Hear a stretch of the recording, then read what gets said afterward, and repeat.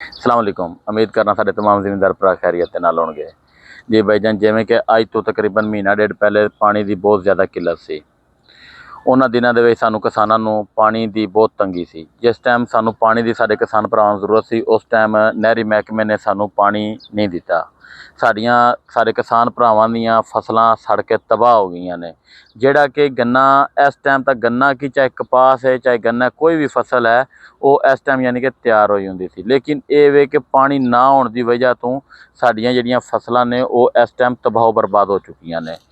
जिवें कि हुण तुसीं चैक कर सकते हो कि यह महकमे की नायल ही चैक करो कि जिन्हां दिनां किसान नूं पानी की जरूरत सी एक, वो उधर दिखा बई उन्हां दिनां दे विच सानूं पानी नहीं दिता गया। हुण जिहड़ा पानी वाफर पानी वाफर इन्हां ने इस टाइम नहर दे विच कर दिता है कि जिस दा इस टाइम नहर टुटण दा डर है। जिवें तुसीं हुण चैक कर सकते हो कि यह नहर दा किनारा है, यह नहर दा किनारा है जिस दे उत्तों पानी निकल के अगे आ रहा है। नहर टुटण दा डर है।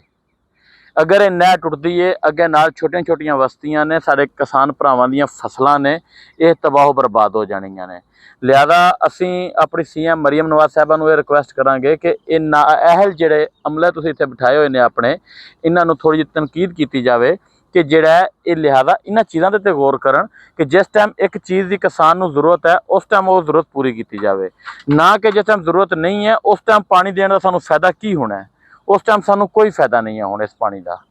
लिहाजा जिहड़ा असीं यही अपनी CM साहबा नूं रिक्वेस्ट करांगे कि जिहड़ा ये वाफर पानी जिहड़ा सानूं इस टाइम दिता जा रहा है, ये पानी जिहड़ियां साइडां ते पानी नहीं है, ये उन्हां साइडां ते पानी तकसीम किया जाए कि साडे उन्हां किसान भरावां दी जिहड़ा फसलां अच्छियां हो जाण।